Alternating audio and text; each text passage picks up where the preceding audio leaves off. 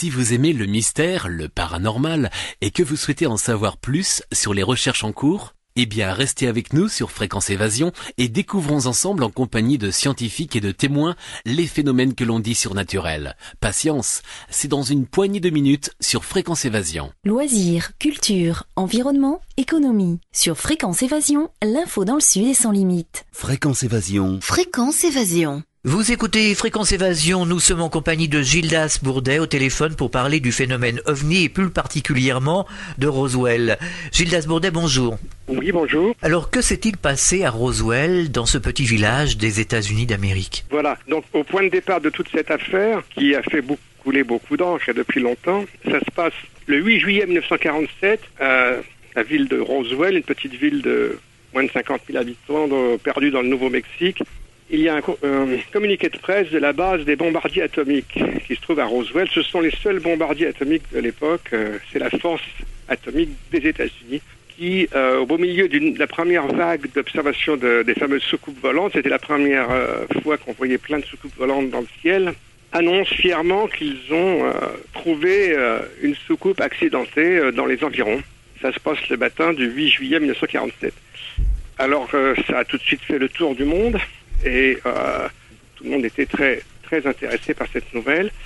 Mais le soir même, il y a eu un démenti de l'échelon hiérarchique plus élevé qui se trouvait à Fort Worth au Texas, à 600 km de là, le général Ramey, qui a convoqué la presse dans son bureau et leur a montré des débris d'un ballon météo et de sa cible radar. Alors la cible radar, c'est une espèce de cerf-volant avec du tissu d'aluminium pour réfléchir les ondes radio. Et il leur a dit, ben voilà, ils se sont trompés, c'est ça que j'ai fait venir les débris en vitesse, et voilà ce qu'ils ont trouvé, et c'était une petite erreur.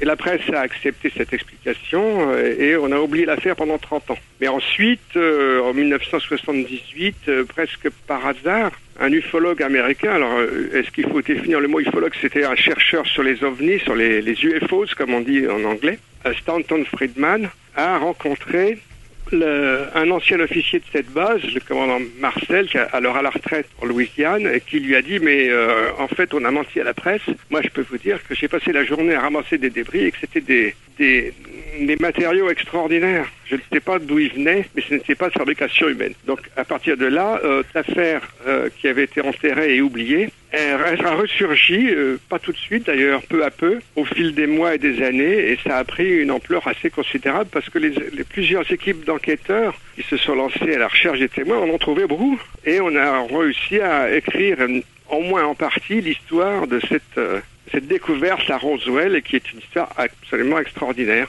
Voilà, donc là je vous pose le décor, mais ensuite il faut tout de suite ajouter que ça a déclenché une énorme polémique, surtout à partir des années 90. Alors j'ai cru entendre qu'il y avait une photo qui a été faite d'un extraterrestre. Voilà, alors l'un des aspects de cette polémique, c'est que c'est la chose la plus connue. Quand on demande à 10 personnes dans la rue si Roswell ça leur dit quelque chose, la plupart du temps, on se rappelle au moins vaguement, de l'autopsie d'un extraterrestre de Roswell, qui a fait un énorme scandale en 1995. On se rappelle en France de l'émission de TF1 animée par Jacques Pradel, qui a présenté un film très très bizarre, l'autopsie d'un extraterrestre de Roswell. Et tout le monde a considéré que c'était un canular, et ça a fait un beau scandale, et ça a complètement discrédité toute l'histoire de Roswell. Et puis dans la foulée, d'ailleurs, ça a beaucoup discrédité la question des ovnis. Et c'est un aspect, c'est l'aspect le plus visible de toute cette polémique. Et bon, ça a continué encore. Également en 1997, il y a eu de nouveau voilà, il faut que je revienne un petit peu en arrière pour expliquer le contexte quand même. Ce qui s'est passé, c'est que il y a eu plusieurs livres assez percutants d'enquêtes qui sont parus à partir de 1990-91 et surtout en 1994. Alors, il y a eu une enquête du Congrès américain à la demande du député du Nouveau-Mexique, Stephen Schiff, qui n'arrivait pas, qui avait demandé des explications à l'armée de l'air américaine, mais il s'était fait envoyé balader, on peut dire, et il était très mécontent. Il a demandé une enquête au Congrès américain. Alors il y a un organisme d'enquête qui s'appelle le GAO, le General Accounting Office, c'est-à-dire le bureau général, c'est une sorte de cour des comptes, si on veut, au service du Congrès. Et ils ont accepté d'enquêter là-dessus. Ils ont préparé un rapport, ils ont demandé à l'armée de l'air de s'expliquer sur cette histoire. Et tout d'un coup, l'armée de l'air s'est réveillée et a déclenché une grosse enquête qui a en quelque sorte coupé l'herbe sous le pied à cet organisme du Congrès américain et a publié assez rapidement une nouvelle explication, disant voilà, effectivement on avait un petit peu menti, disons, aux journalistes à l'époque. Ce n'était pas un simple ballon météo, mais c'était un train de ballons, 25 à 30 ballons météo accrochés à une ligne avec des instruments. C'était une expérience très secrète, c'était lancé dans les environs à White Sands et c'est ça qu'ils ont trouvé en fait, mais on l'a gardé la chose très secrète parce que voilà, c'était une tentative pour mettre au point un moyen de détection des futures explosions atomiques soviétiques. Alors, les journalistes ont de nouveau accepté à peu près cette explication et on a déclaré que, voilà, oui, c'est ça, maintenant on a toute l'explication. Moi, j'ai dans mes archives, j'ai la première page du New York Times de l'époque disant, voilà, c'était donc ça. En réalité, l'affaire est close. En réalité, elle n'était pas close du tout parce que la commission d'enquête du Congrès, elle, a publié son petit rapport l'année d'après, en 95, disant, mais le débat sur la nature de ce qui s'est écrasé à Roswell continue. Et ils ont expliqué dans leur petit rapport que la seule chose qu'ils ont pu trouver, c'est qu'on avait détruit une grande partie des archives de cette base atomique de Roswell de ces années-là, et sans explication. Donc il y avait comme un malaise quand même. Hein. Mais très peu de gens sont au courant de cet aspect-là, car ce petit rapport de la commission d'enquête du Congrès américain a été complètement occulté par ce dont nous parlions à l'instant, c'est-à-dire le scandale du film de l'autopsie, ce mystérieux film qui a surgi de nulle part, juste au même moment, juste avant le rapport de la commission du Congrès. Et nous sommes un certain nombre à penser que c'est pas par hasard si c'est sorti à ce moment-là. Alors, est-ce qu'il y aurait une raison justement pour laquelle cette information est sortie à ce moment-là? La raison était que l'armée de l'air était de plus en plus embêtée par ces enquêtes privées et publiques, et que ce film pourrait bien avoir été un coup monté pour détourner l'attention et de nouveau tourner en ridicule tout ça, cette histoire. Et il y a de bonnes raisons de le penser. Depuis cette époque-là, il y a eu un certain nombre de témoignages. J'en ai cité dans mon nouveau livre qui sort à présent, où j'ai fait entièrement le point de toute cette affaire. Alors je précise que j'avais fait un premier livre en 1995, justement à ce moment-là. Moi, je le préparais depuis un an, puis j'ai été pris dans le tourbillon du scandale du cadavre, et donc ça a été assez négatif. Mais j'avais en quelque sorte une revanche à prendre, et puis l'affaire a beaucoup évolué. Il y a beaucoup de faits nouveaux, de nouveaux témoignages qui sont apparus, de contre-enquêtes assez intéressantes, et je refais entièrement le point de toute cette affaire dans mon nouveau livre là qui paraît maintenant et qui s'appelle Roswell, enquête, secret et désinformation. Vous voyez que dans le sous-titre là je mets l'accent sur cet aspect secret et désinformation. Qu'est-ce qui permet de croire ou d'authentifier? Est-ce qu'on a des preuves qui peuvent attester qu'il s'agit vraiment d'un engin extraterrestre qui se serait écrasé sur le sol de Roswell et qu'il ne s'agirait pas d'un autre objet ou d'un ballon sonde par exemple? Alors voilà, il y a deux volets là, très schématiquement. Le premier volet, c'est que quand on étudie de près la nouvelle explication de l'armée de l'air, on s'aperçoit qu'elle ne tient pas debout. En réalité, cette histoire de train de ballon ne tient pas debout. Je vais vous donner 2-3 arguments. Normalement, si ça avait été ça l'explication, le fermier qui s'appelait Mac Brazel, censé avoir découvert ce train de ballon, il aurait dû décrire un train de ballon. Mais il n'a pas du tout décrit un train de ballon. Il n'y avait pas d'instrument, il n'y avait pas de longue ligne. Tout ce qu'il a décrit, c'était 5 livres de ballons météo et de débris de cibles radar. Et en plus de ça, les dates ne correspondaient pas. Alors effectivement, je vais abréger la contre-explication, c'est que il s'est passé la chose suivante. vraisemblablement, c'est que il y a eu la découverte en 2 temps. Il y aurait eu, et je vais revenir tout de suite après, mais j'explique tout de suite le scénario, à mon avis, le plus plausible. C'est que l'armée de l'air avait découvert dans la région un ovni avec des cadavres. Ils avaient réussi à cacher cette découverte complètement. Ça s'était fait de manière totalement secrète. Mais c'est dans les tout premiers jours de juillet 47. Ils ont eu une grosse déconvenue, une grosse surprise, c'est qu'un fermier des environs, sur un autre site, plus éloigné de la ville d'ailleurs, a découvert un beau matin, après une nuit de violent orage, un champ de débris qui semble provenir d'un engin qui avait éclaté au-dessus du terrain. Et alors, c'est ça qui a déclenché l'affaire publiquement, c'est qu'il a apporté à Roswell avec sa vieille guimbarde, il n'avait pas le téléphone, c'était perdu dans la cambrousse. Il a apporté quelques sacs de débris qu'il a montré au shérif de la ville, lequel a appelé immédiatement la base à Roswell. Les ouvriers sont arrivés immédiatement, les officiers de la base, et ils ont pris l'affaire en main. Ils sont allés sur le terrain. Et l'un d'eux, justement, c'est ce commandant Marcel qui a dit par la suite, donc 30 ans plus tard, qu'il avait trouvé des débris extraordinaires. Et qu'est-ce qui a pu se passer? C'est qu'ils sont revenus le lendemain avec des débris plein leur voiture. Il y avait 2 officiers. Ils ont fait leur rapport. Et alors là, ils ont eu la trouille. Ils ont eu vraiment la trouille de ne pas pouvoir cacher leur première découverte qu'ils voulaient maintenir secrète, parce que ça, c'était vraiment la découverte extraordinaire.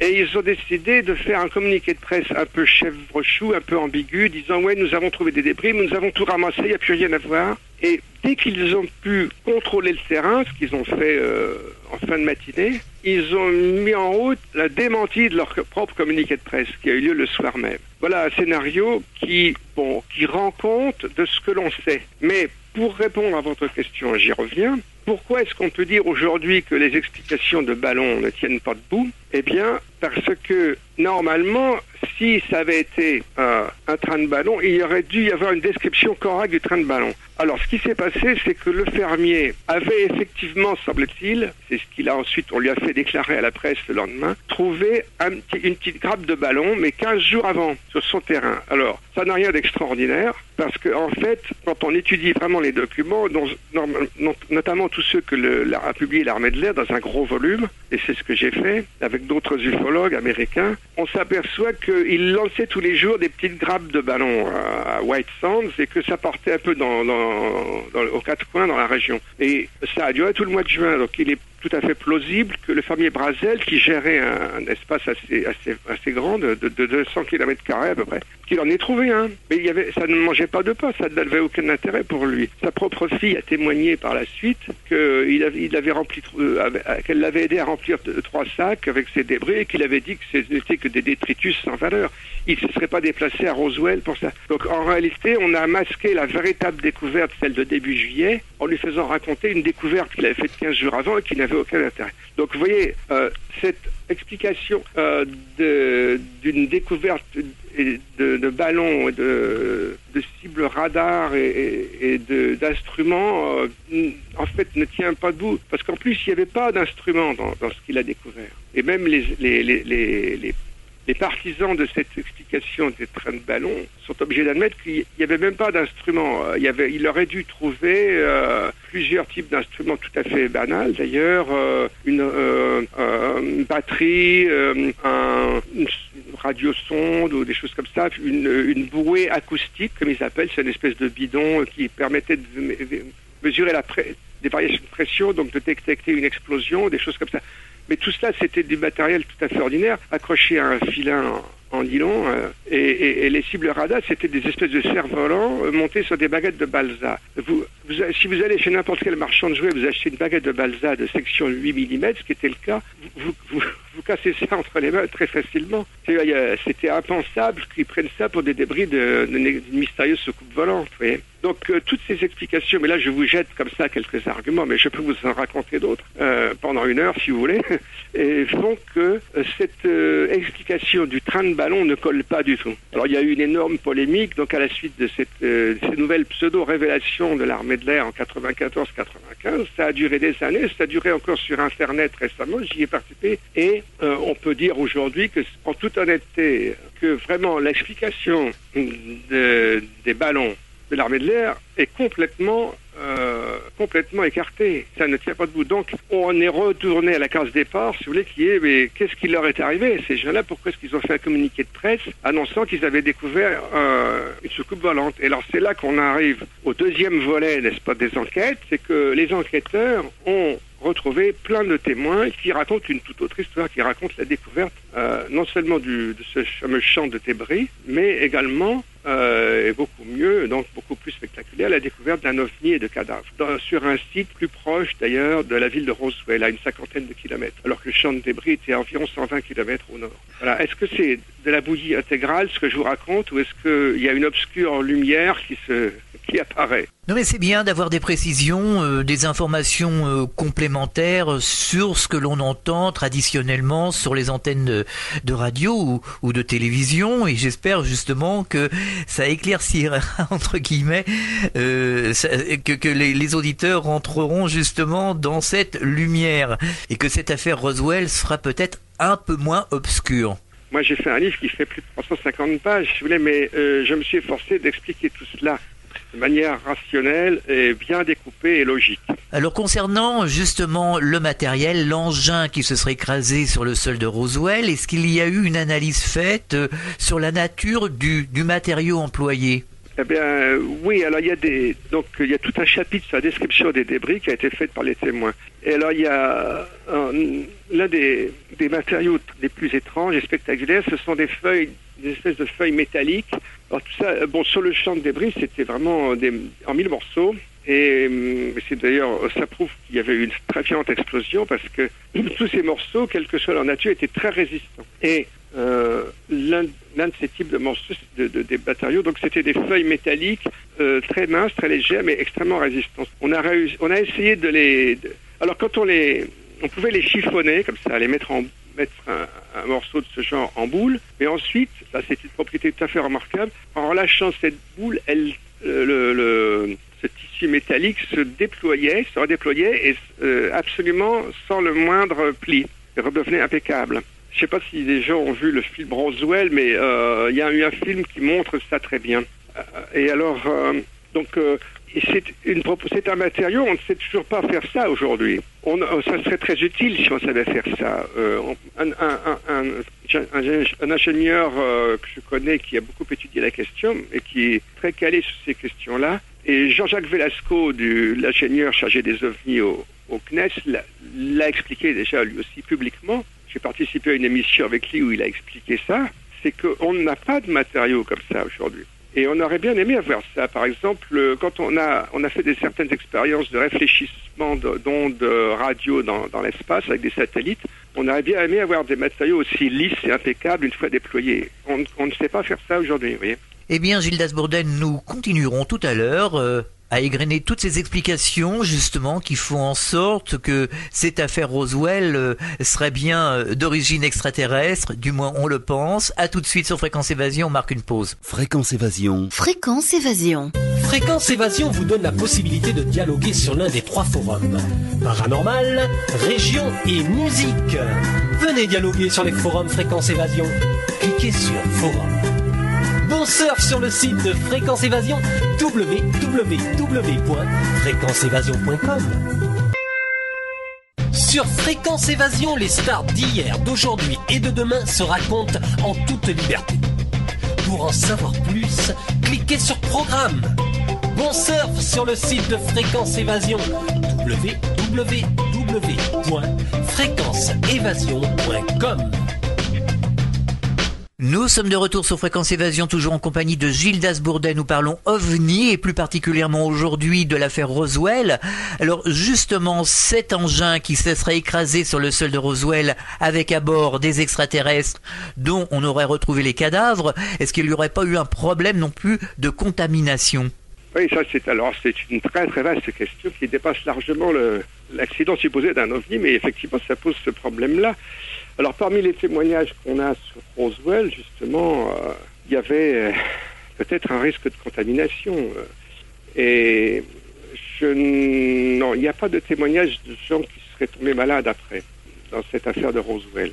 Incidemment, il y a un cas de ce genre sur un autre cas de crash, mais beaucoup plus récent. C'est une petite parenthèse qui se serait produit au Brésil en 1996. à Virginia. Peut-être que vous avez entendu parler de ça. Il y a un livre qui se prépare, que je traduis actuellement, sur l'affaire de Virginia. C'est sensationnel comme histoire. Il y a un soldat qui est mort dans les 3-4 jours, après avoir été en contact avec un alien, un extraterrestre supposé. Donc ça, ce risque, effectivement, il existe. Je pense qu'on a dû prendre des précautions énormes dans le cas de Roswell, et que, bon, s'il y a eu des contaminations, on n'en sait rien. Parce qu'il faut quand même avouer qu'on a des témoignages, mais des témoignages qui racontent un petit bout d'histoire. On a sans doute seulement une partie émergée de l'iceberg. Dans l'affaire de Trans-en-Provence, on voit qu'il y a eu des impacts au sol et qu'il y aurait justement une terre qui serait restée radioactive, plus ou moins. Est-ce que c'est le même cas pour Roswell ? Oui, mais pas du même genre. Dans l'affaire de Trans-en-Provence, les ingénieurs les physiciens et les biologistes qui ont étudié cela, le professeur Bounias à l'INRA, ont mis en évidence une sorte d'irradiation des plantes aux alentours. Et c'est un dossier très solide. Dans le cas de Roswell, on ne sait pas si de telles études ont été faites.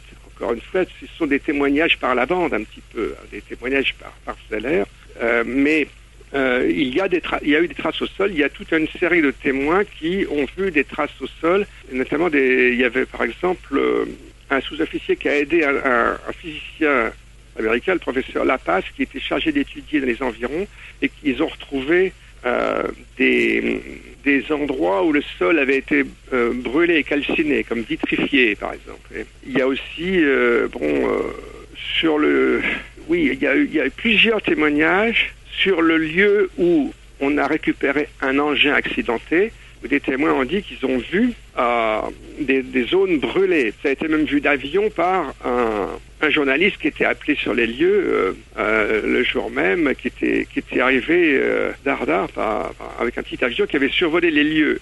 Il a vu des zones brûlées, là où on était en train de récupérer l'engin. Donc il y a pas mal de témoignages. Hein. Alors il y a un témoignage très intéressant et tout à fait nouveau qui est apparu. C'est celui d'un lieutenant qui s'appelait Chester Barton, qui était lieutenant à l'époque à Roswell. Il était affecté au personnel de sécurité, et le commandant Isley, qui est l'un des témoins majeurs de toute cette affaire, qui a fini par confirmer peu de temps avant sa mort qu'il y avait bien eu OVNI et cadavres, était chargé qui avait envoyé la police militaire pour faire un cordon de sécurité autour de ce site de l'OVNI et des cadavres.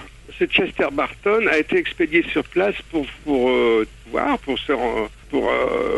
pas pour aider d'ailleurs, non, pour observer, un observateur. Mais il ne savait pas ce que c'était. On lui a pas dit, parce que le commandant Isley lui-même à ce moment-là ne le savait pas encore. Il lui a demandé d'aller voir et de faire son rapport. Il est allé voir, et lui il a pensé que c'était un bombardier. Il a vu une carcasse, mais qu'il n'a pas pu identifier, mais il a supposé, lui, que c'était un bombardier atomique, parce qu'il y avait une telle ambiance de secret, de sécurité renforcée tout autour, etc., qu'il a pensé que ça devait être un accident de bombardier atomique. Il a raconté ça il y a quelques années seulement, ça a été recueilli peu de temps avant sa mort, en 2000. Mais en réalité, cette explication ne tient pas non plus, parce que on sait très bien qu'il n'y a pas eu d'accident de bombardier atomique. Parce que de toute façon, si ça avait été ça l'explication, l'armée de l'air aurait été trop contente de se débarrasser de cette sale histoire de Roswell qui lui empoisonne la vie depuis des années, en disant mais voilà, c'était un accident de bombardier atomique. D'autre part, il n'y a pas eu du tout de radioactivité au sol. Enfin, il y avait juste un petit peu de radioactivité, mais pas vraiment qu'il y aurait eu dans le cas où une bombe atomique aurait traîné au sol, peut-être. Et en fait, il est absolument certain, tous les experts en aéronautique le reconnaissent, et l'armée de l'air elle-même a écarté cette hypothèse. C'était pas un accident de bombardier atomique. En réalité, on en a toute une liste d'accidents. Il y en a eu un qui a été assez rapidement divulgué, qui s'est produit au Nouveau-Mexique en 1957, dans la région d'Albuquerque, par exemple. Donc, l'armée de l'air n'avait aucune raison, dans les années 90, de cacher un tel accident si c'est ça qui avait eu lieu. Et c'est intéressant comme témoignage, parce que cet officier raconte la récupération d'un engin très mystérieux à environ 3/4 d'heure de route de Roswell, et c'est bien effectivement à peu près à cette distance, à 50 km, que d'autres témoins disent avoir eux aussi vu un accident d'OVNI. voyez, il y a un faisceau de témoignages tout à fait impressionnant. Lors d'une conférence à Cavaillon à Sciences sans frontières, Jean-Pierre Petit présentait le système de propulsion MHD, donc un système de propulsion soi-disant extraterrestre. Alors justement, si on a récupéré le matériel, cet engin qui s'est écrasé sur le sol de Roswell, est-ce qu'on a vu comment il était fait, comment cet engin pouvait se propulser, se déplacer? Bon, on n'en sait rien du tout. Enfin, il y a des débuts d'hypothèses qui ont été formulées par certains, selon lesquelles ces ovnis n'auraient pas vraiment de moteur, mais ce seraient des espèces d'accumulateurs d'énergie électromagnétique qui seraient chargés au départ à bord de grands engins, de spaceships, de vaisseaux spatiaux, eux-mêmes possédant des générateurs d'énergie très puissants. Il y a même une hypothèse sur laquelle ces vaisseaux spatiaux en orbite, disons, pourraient alimenter en énergie par un faisceau d'énergie les petites flottilles d'ovnis. Enfin, c'est le genre d'hypothèse qui a cours actuellement, mais on n'est sûr de rien du tout. Parce que c'est l'un des mystères effectivement de la récupération de cet ovni, c'est que personne n'a décrit, même ceux qui ont vu l'engin d'assez près ou qui ont eu connaissance des études des débris, on n'a pas de description de moteur. Est-ce qu'on a une idée sur la densité du matériel? Est-ce que ce serait comparable ou ressemblant au matériel qu'on emploie ici sur Terre? Tous les témoins disent que ces matériaux sont extrêmement légers, mais extrêmement solides. Donc vraiment d'une qualité, si vous voulez, de structure très supérieure à ce qu'on sait faire actuellement encore. Les témoins qui ont eu en main des débris disent que c'était vraiment ultra léger. Donc ces engins-là ces petites ovnis sont légers en fait, mais très résistables seulement. Peut-être sont-ils fragiles aussi. Il y a des gens qui disent mais tout ça ne tient pas debout parce que ceci, cela par exemple, parce que c'est pas pensable que des extraterrestres très évolués qui seraient capables de traverser les espaces interstellaires viennent se cracher comme ça sur notre planète. C'est impensable, c'est pas possible, ils peuvent pas avoir d'accident. Moi je dis qu'on n'en sait rien. D'autre part, peut-être que leurs petits engins sont relativement fragiles. Nous autres, les humains, nous avons des superbes avions qui ont des taux d'accident très faibles, mais il peut y avoir des petits avions qui se plantent dans les montagnes, dans un orage. L'un n'exclut pas l'autre. Enfin, il y a aussi une autre remarque qu'on peut faire, c'est que peut-être que je vais anticiper une question, mais sur notre planète Terre, nos affaires humaines sont des affaires très compliquées. J'ai pas besoin de vous le souligner. Il y a des guerres, des conflits, etc. Il serait un peu naïf d'imaginer que dans l'espace, des extraterrestres, ça serait tout à coup très simple, qui serait très pacifique, qui serait unifié, etc. Il y a toutes les raisons de supposer qu'il y a des conflits aussi, qu'il y a des antagonismes, et que peut-être que c'est très compliqué là-haut. Alors une question qui va certainement paraître farfelue, puisqu'on en parle souvent. Moi j'ai vu certaines émissions, on parle des petits gris, donc une race d'extraterrestres un petit peu spéciale, qui serait pas très très gentille. Est-ce que ce serait pas les petits gris qui auraient détruit les extraterrestres, enfin détruit ce vaisseau qui s'est écrasé sur le sol de Roswell? Ah ben voilà, c'était ce que j'étais en train d'esquisser d'une manière un petit peu comme ça légère, mais on peut très bien supposer qu'il y a eu une situation de conflit à un moment donné et que nous sommes observés, et nous l'étions à ce moment-là déjà par plusieurs races extraterrestres, et puis qu'un engin en est descendu à un autre. On n'en sait rien du tout. Moi, je considère que c'est pas impossible. On ne sait pas ce qui s'est passé exactement. Parce que selon un certain nombre de témoignages, mais là, on entre dans une zone un peu plus fragile, il n'y aurait même pas eu un engin, mais au moins deux. Il y aurait pu y avoir peut-être, alors on a supposé qu'ils s'étaient rentrés dedans, mais ce n'est qu'une hypothèse, il y en a peut-être d'autres. Alors justement, avec cet engin ou ces deux engins, est-ce que ce ne serait pas l'arbre qui cacherait la forêt? Eh oui, exactement. Mais c'est l'arbre, on peut dire que c'est un arbre qui cache une forêt. Mais moi, je préfère une autre image. Je préfère dire que c'est une porte qui peut nous ouvrir un vaste territoire encore quasi inconnu du grand public. Je veux dire, c'est vraiment une clé pour ouvrir les portes du secret. Parce que s'il y a une chose qui me frappe depuis des années que j'étudie ça, c'est qu'il y a une politique du secret massive qui a commencé à ce moment-là d'ailleurs. Parce que c'est très frappant dans la presse. Quand on regarde, moi j'ai regardé toute la semaine les articles publiés dans le New York Times, et on voit monter l'intérêt pour cette vague des soucoupes volantes tout au long de la semaine. Le sujet arrive en première page, en bas de première page, il monte au milieu de la première page, et puis ça culmine. Alors, dans le cas dans les journaux qui étaient proches de Roswell, ça culmine avec, dans les journaux de l'Ouest, parce qu'il y avait un décalage horaire, ça culmine avec l'annonce, en gros, de la découverte de la soucoupe, et ensuite le démenti le lendemain. Dans le cas du New York Times, les journaux de la côte Est, ils sont embrayés tout de suite sur le démenti. Donc, il y a eu un gros titre, qui a été le gros titre du jour, le 9 juillet, dans le New York Times, le démenti de Fort Worth, du général Ramey, voilà, un sous-officier météo, l'adjudant Irving Newton, a immédiatement identifié les débris de ballons. Et c'était la fin. Et après, dès le lendemain, le sujet, non seulement de Roswell, mais des soucoupes volantes, a dégringolé. On le voit dégringoler en page 26 du New York Times, avec un article tournant en ridicule le sujet et citant l'ambassadeur soviétique de l'époque, l'ambassadeur Gromyko, qui plaisante en disant « Ah oui, sous ces disques volants, c'est peut-être ils ont peut-être été lancés par l'un de nos disques balls. » Et l'affaire se termine comme ça, en eau de boudin. Tous les journaux emboîtent le pas. Le mot d'ordre est donné. On a maintenant d'ailleurs des documents secrets qui ont été, à l'époque, secrets des militaires du FBI qui font état de cette ligne politique qui a été décidée de discréditer complètement les ovnis. Eh bien, avant de terminer, de conclure ce dossier Roswell sur Fréquence Évasion, on marque une pause, on se retrouve dans quelques instants. Fréquence Évasion sur le web, première radio interrégionale du Grand Sud. Venez découvrir la cuisine et les recettes du Grand Sud. De la Corse à la Provence, du Languedoc au pays toulousain, toutes les recettes du terroir vous sont proposées sur le site de Fréquence Évasion.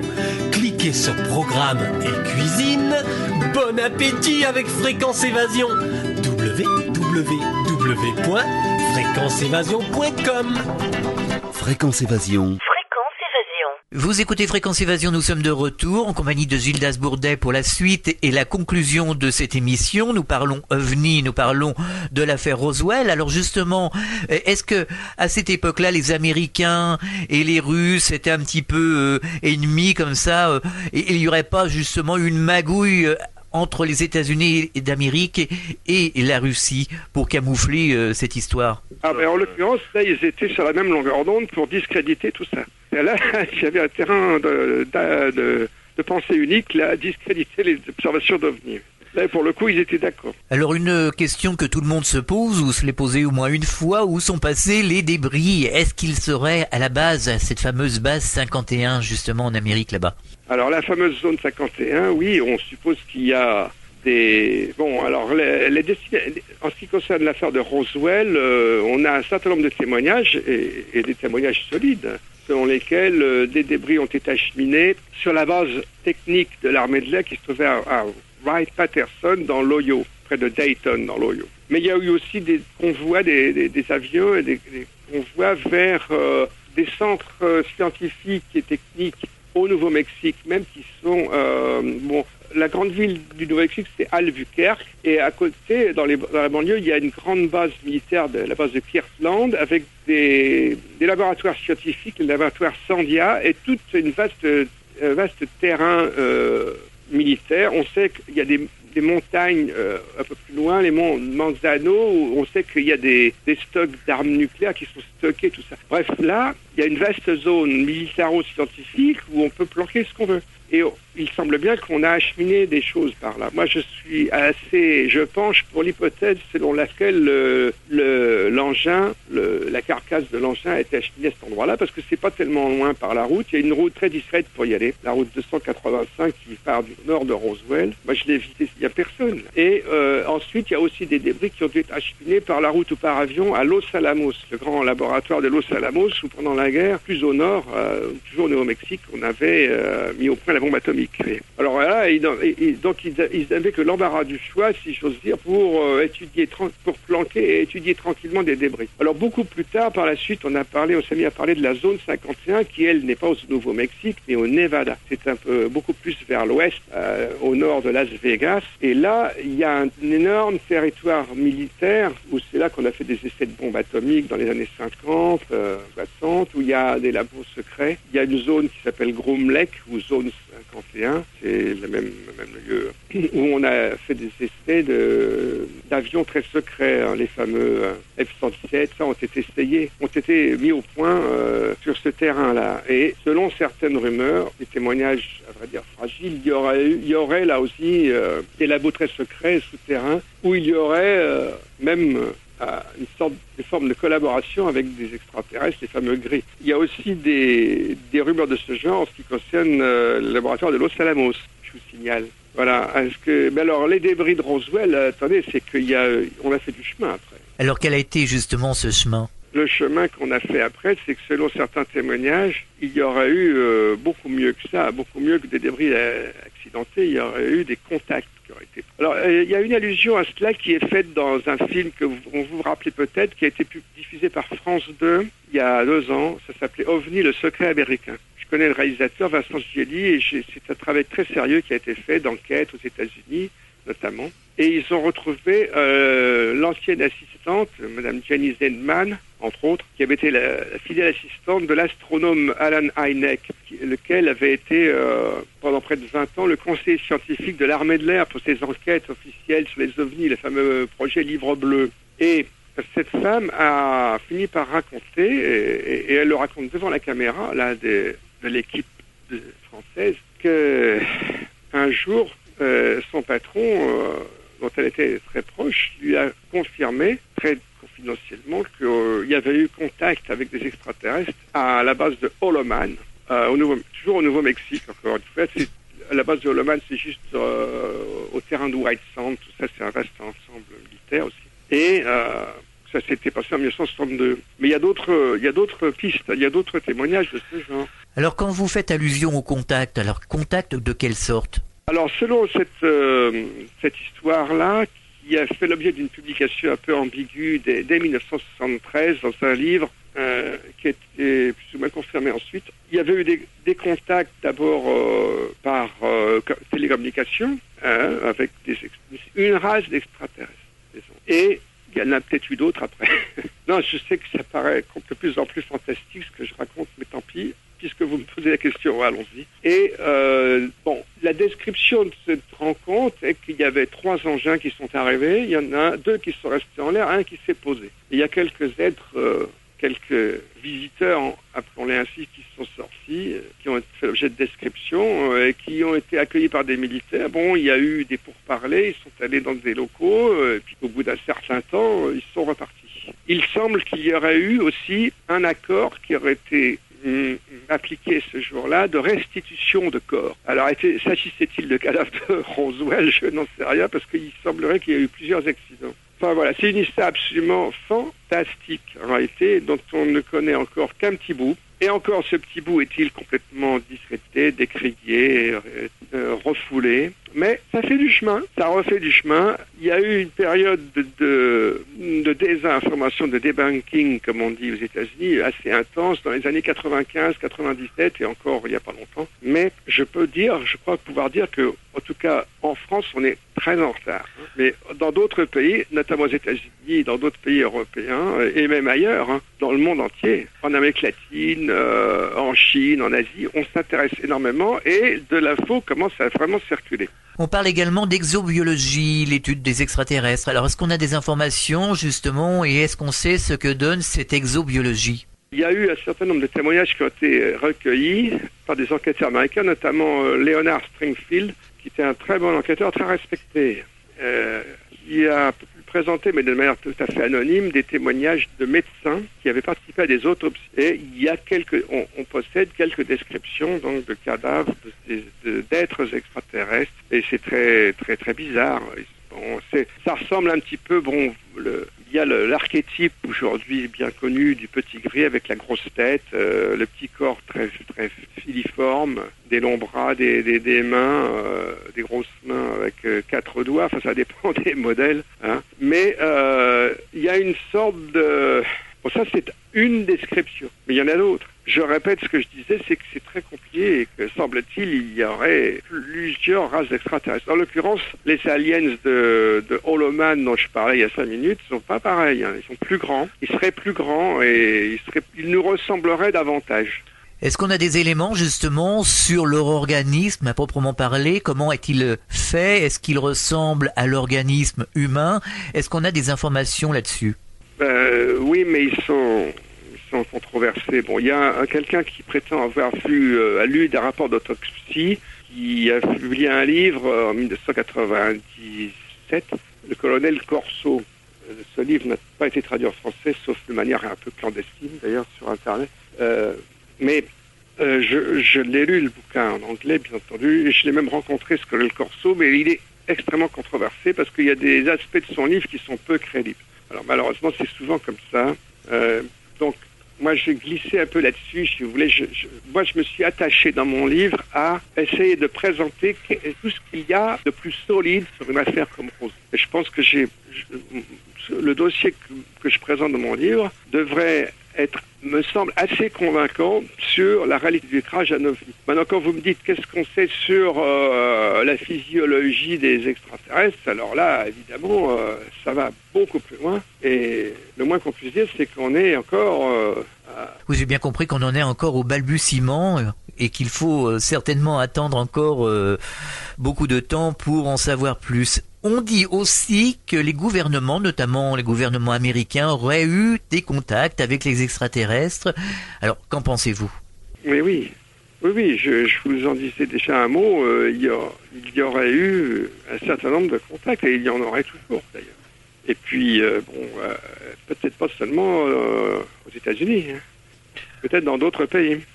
Alors justement, comment faire pour que le secret soit levé et que la théorie du complot tombe? Eh bien, une chose que l'on peut toujours faire, et ce que je me suis efforcé de faire, c'est d'étudier tout cela, d'enquêter un peu, de rassembler les meilleurs éléments et de les publier. Et puis vous autres journalistes, c'est de contribuer à les faire connaître. Et puis ça avance aux États-Unis, ça avance pas mal. Vous savez, il y a une chaîne, la chaîne de science-fiction sur le câble, Sci-Fi Channel, qui a fait une très bonne enquête sur Roswell, par exemple. Moi, j'ai la cassette DVD de ils ont fait une belle émission. Ils ont même fait une étude archéologique sur le terrain, sur le champ de débris. Ils ont trouvé des choses. Et puis... Ça donnait quoi, ce qu'ils ont trouvé, cette enquête? Bon, rien de décisif, mais ils ont pu vérifier qu'il y avait eu notamment un espèce de sillon qui avait été creusé dans le sol. Alors la nature de ce sillon reste à déterminer. Est-ce que c'est l'engin qui, en s'écrasant, a creusé un sillon? Ça n'est pas sûr. Il se pourrait que ce soit les équipes chargées de nettoyer à fond le terrain, équipes militaires, qui ont creusé un sillon à cet endroit-là pour s'assurer qu'il n'y avait rien qui traînait derrière eux. Mais ils ont trouvé quand même des choses intéressantes. Et puis, surtout, ils ont présenté beaucoup de témoignages. Là, je viens de découvrir une autre émission, celle qui est passée à la BBC britannique et qui est pas mal aussi, qui présente plein de témoignages. Donc, je vois que aux États-Unis, alors l'émission il y a des émissions qui ont du succès, hein, qui sont présentées par des grandes chaînes. Et là, aux États-Unis, cette émission a eu du succès et elle était présentée en prélude à cette fameuse série qui maintenant est passée en France sur Canal+, la série Disparition. Bon, c'est de la fiction, là, c'est de la science-fiction, mais en ce qui concerne en tout cas les médias aux États-Unis, ça a été accompagné aussi d'enquêtes sérieuses et ça continue. Là, prochainement, il va y avoir un grand rassemblement à Washington. Bon, c'est un petit peu de briques et de broc, mais quand même, il va y avoir pas mal d'enquêteurs qui vont se rassembler prochainement pour présenter ce qu'ils savent, ce qu'ils ont trouvé sur les ovnis. Oui, ça continue à bouger pas mal. Et puis, il y a beaucoup d'articles. Et il y a souvent des émissions, il y en a tout le temps. Les gens qui connaissent un peu la télévision, la presse anglaise me le disent, il y a souvent des émissions et des articles. Alors quel a été le travail que vous avez fait justement pour écrire ce livre? Écoutez, moi, ça fait très longtemps que je m'intéresse à ça. C'est mon 5e livre maintenant. Le premier était paru en 1994. Et c'est une approche progressive pour moi. Je n'ai jamais vu de choses extraordinaires, mais je me suis intéressé depuis longtemps à ça. Et je me suis forgé une opinion petit à petit à force de lecture et de travail. Et puis aussi, j'ai rencontré des gens. Après mes premiers livres, j'ai été invité à l'étranger. J'ai rencontré beaucoup d'enquêteurs. Et ça contribue aussi à renforcer, si vous voulez, l'opinion qu'on peut se faire de tout ça. Il y a d'autres aspects très importants, des domaines OVNI, et qui ne sont pas forcément très rassurants d'ailleurs, comme les mutilations de bétail. Vous avez fait d'ailleurs une étude sur les abductions et les implants. Oui, voilà. Donc là aussi, c'est un autre aspect important. Moi, j'ai contribué un petit peu à faire connaître, à présenter le travail du docteur Roger Lair, dont le premier livre a été traduit et publié à l'automne dernier. C'est un livre que je recommande, qui a été publié en septembre dernier et qui s'appelle, je donne le titre au passage, OVNI et implants, un chirurgien témoigne, par le docteur Roger Lair. C'est une lecture que je recommande.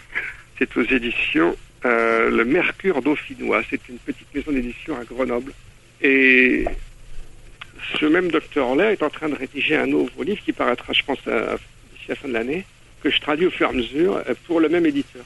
Et là, ça va être une étude intéressante parce qu'il a enquêté sur place au Brésil, où il connaît beaucoup de gens. Il est très apprécié et réputé pour ses études sur les implants. Et ça va être sur l'affaire de Virginia. Mais alors, sa spécialité à lui, c'est qu'il a été amené un petit peu comme ça, par hasard, peut-être, à opérer des implants supposés à partir de 1995. Et il a fait maintenant plus d'une dizaine d'opérations. Il en est à la 11e ou la 12e. Et c'est vraiment très impressionnant et intéressant. Alors juste pour conclure, puisqu'il est temps de nous séparer, vous avez certainement fait des enquêtes sur justement les écrits de Marie-Thérèse de Brosse. Alors Marie-Thérèse de Brosse, je la connais, oui, elle a enquêté sur le problème des enlèvements. Elle a rencontré beaucoup de gens, notamment aux États-Unis, mais pas seulement. Et puis elle a fait un livre qui est déjà maintenant un peu ancien, qui apporte beaucoup d'informations. Bon, elle reste assez prudente, on va dire, sur l'interprétation. Elle n'est pas du tout convaincue que ce soit des extraterrestres. Mais moi, je suis assez convaincu. Donc, nous divergeons un petit peu sur l'interprétation. Mais son livre est une lecture, en effet, qu'on peut recommander. En tout cas, avant de nous séparer, vous allez nous présenter votre livre. Est-ce que vous pourriez nous redonner le titre, le moyen de se le procurer et nous donner quelques informations justement sur cet ouvrage? Donc, je répète, Gilda Bourdet. Le titre du livre, c'est Roswell, enquête au pluriel, secret et des informations au singulier, aux éditions JMG. C'est en vente chez les bons libraires. Eh bien, Monsieur Bourdet, merci de nous avoir parlé de ce problème. Justement, c'est un problème puisque tout le monde se pose la question sur ce dossier Roswell. À très bientôt sur Fréquence Évasion. Au revoir. Merci. Vous écoutez Fréquence Évasion, alors à très bientôt pour un autre dossier OVNI. Les enquêtes s'accumulent et j'espère qu'un jour on aura une réponse. À bientôt. Fréquence Évasion.